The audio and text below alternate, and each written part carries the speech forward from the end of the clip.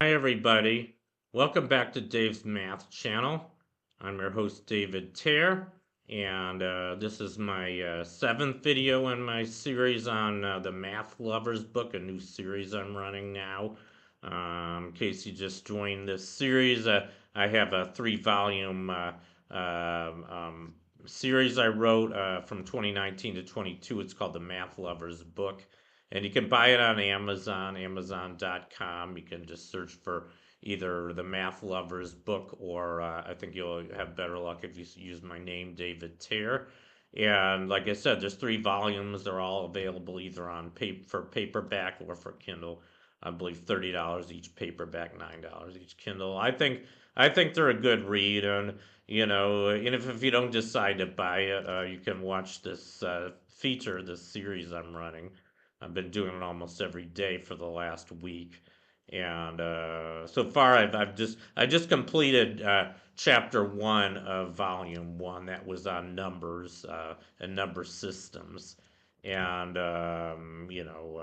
you can watch those videos I made. I think there were six of them. I talk about different kinds of number systems, how numbers have been represented in different cultures throughout history, and also how to do different base systems. So, anyway, you might want to watch those videos if you haven't seen them already. But today I'm going to do something a little bit different.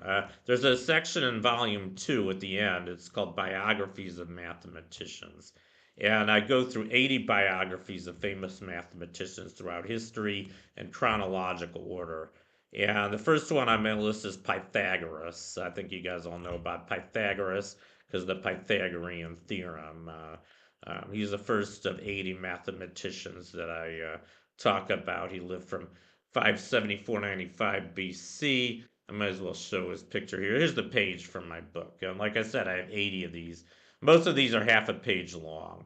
They're kind of brief descriptions of each mathematician. And we don't know that much about Pythagoras' real life. I don't think there were any detailed records of his life. He had a he had a secret society. He was a cult leader actually, and he had a secret society of followers in ancient Greece. And the thing that's interesting about Pythagoras was that he and his school were devoted to they kind of worship numbers. I mean, they were mathematicians, but not just mathematicians. They thought the whole world, I guess, or maybe nowadays we'd say the whole universe, was based on mathematical principles. That was a pretty brilliant, I think, philosophy for its time because, I mean, there are a lot of modern physicists and even mathematicians that believe this today.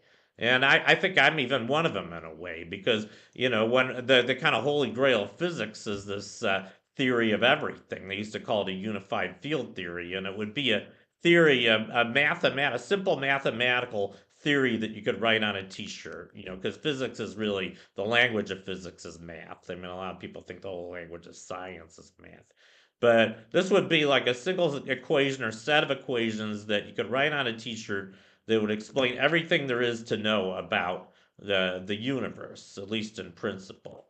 And a lot of physicists believe that such a theory exists. A lot of them even think it's string theory, even though it's still a theory of nothing. But the reason I mention that is because Pythagoras kind of had the same kind of philosophy. He thought that the world, I don't think, at that time people thought about the whole universe. I mean, they did look up at the stars, but I think for them, the earth was about it. So the world, we might as well just say the world to make it more generic. I think Pythagoras was convinced that the world was based on numbers, and in a lot of ways he was right. I mean, so we know Pythagoras for the Pythagorean theorem. Actually, he did not. He was not the first person to prove the Pythagorean theorem. That's a big misnomer. The Pythagorean theorem was known to the Babylonians.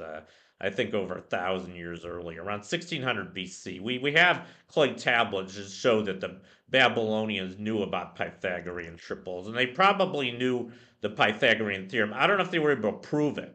I mean, one thing that was kind of unique about the Greeks, the ancient Greeks, was that I think they were the first known culture to come up with mathematical proofs. I mean, Aristotle was really kind of the first logician. He kind of introduced the whole idea of logic and proofs. But I think Pythagoras did prove there is known to be a very ancient proof of the. There's something like 2,500 known proofs of the Pythagorean theorem, but I believe the oldest one is attributed to Pythagoras himself. And I don't know if there's any earlier proofs of the Pythagorean theorem. So Pythagoras may have actually been the first person to prove the Pythagorean theorem. I don't know. I don't know if this is known for sure. But that was just one of his accomplishments. That was probably his greatest one. But the other thing I think he did that was really great was that he was convinced he basically discovered the law of proportions in music. I think that was probably almost as great and maybe even as great as the Pythagorean theorem. Because for instance, like octaves, an octave is when you go seven notes, seven major notes on the musical scale, or 12 semitones if you like. You go from low C to high C, and it sounds like the same note. Well, the reason it sounds like the same note is because they differ in frequency by a factor of two. It turns out that every time you increase a musical frequency by a power of two, it's really the same note, just a higher octave. It sounds like the same note. And the reason it sounds the same is because there's a ratio of 2 to 1, or 4 to 1, or 8 to 1. And not only octaves, but then you got fifths, going from C to G. That's what's called a major fifth, and that's a ratio of 3 to 2, which is another pleasing ratio. And then you got fourths going from, G to the higher C. That's a fourth, and that's a ratio of 4 to 3. I think you get the idea. I mean, those are. It turns out that if you do ratios, I think with going up to like eighths, you do get pleasing harmonics. But then when you go beyond the eighth harmonic, it starts sounding like noise. And Pythagoras discovered this. So I think that was a pretty amazing discovery he made. He basically discovered he was, I think, the first person that kind of put math into music. And I think there was even a scale the Greeks developed based on Pythagoras's law of proportions in music. And there's variations on that scale, but basically we still kind of use that scale, just kind of modifications of it. So we owe a lot of Western music to Pythagoras, not just the Pythagorean theorem. And like I said, not much is known about him. He was kind of strange. I heard he didn't like jewelry. I think he forbid jewelry on his cult.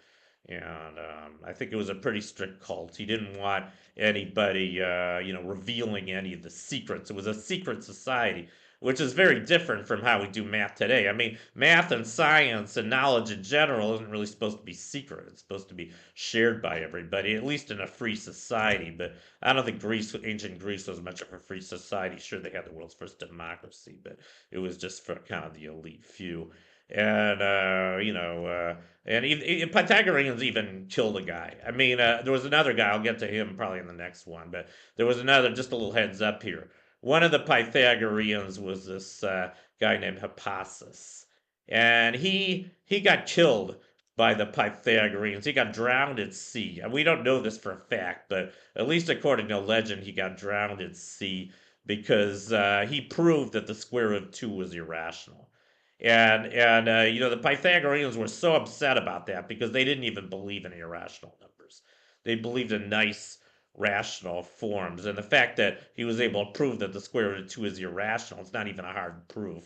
The fact that he proved that, I guess they were just so upset by that they had him drowned at sea. It was either that or possibly it was his construction of a dodecahedron, because that was another forbidden piece of knowledge, I guess. But anyway, just thought I'd mention that. I'll probably do Hippasus next. He's next on my list, by the way. So anyway, that completes my biography of Pythagoras. So thank you for watching. Long live math, and I'll see you guys next time. Bye.